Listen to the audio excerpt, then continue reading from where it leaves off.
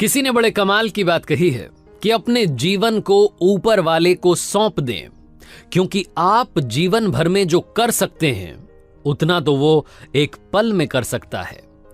ये एक छोटी सी कहानी, ये कहानी महाभारत के युद्ध की। युद्ध के प्रारंभ होने से पहले युद्ध भूमि को तैयार किया जा रहा था, कुरुक्षेत्र की भूमि को समतल बनाया जा रहा था, पेड़ों को हटाया जा रहा था। उस युद्ध भूमि का मुआयना करने के लिए एक दिन पहले निरीक्षण करने के लिए भगवान श्री कृष्ण और उनके मित्र धनुर्धर अर्जुन पहुंचे।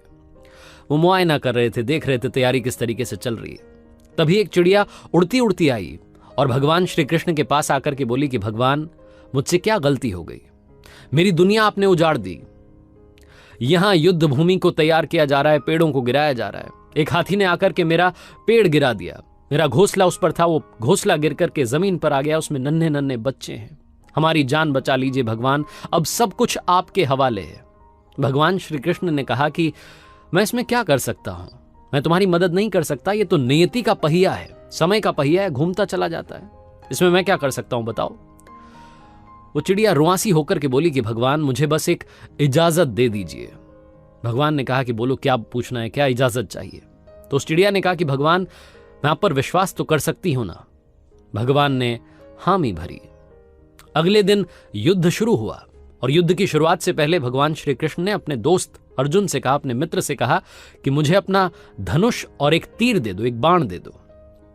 अर्जुन ने अपना धनुष सौंपने से पहले पूछा कि केशव, आपने तो प्रतिज्ञा ली थी कि आप शस्त्र नहीं उठाएंगे। क्योंकि अर्जुन चौंक गया कि भगवान को शस्त्र क्यों उठाना पड़ रहा है, ऐसा क्या हो गया।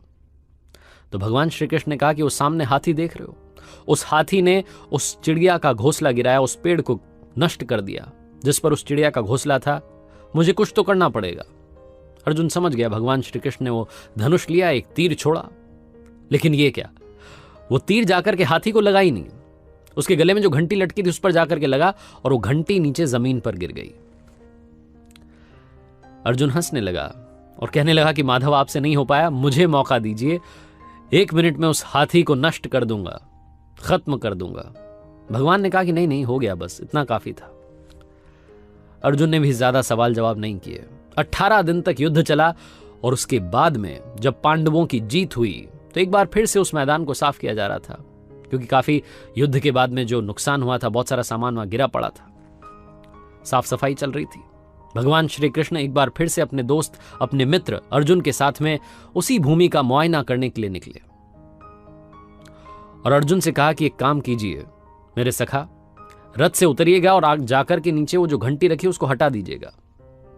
अर्जुन चौंक गया कि हमने युद्ध जीत लिया है, हम इतने महान बन चुके हैं और ये मुझे एक घंटी उठाने के लिए, युद्ध भूमि की साफ सफाई करने के लिए कह रहे हैं। लेकिन जानता था भगवान हैं, कुछ भी कह सकते हैं।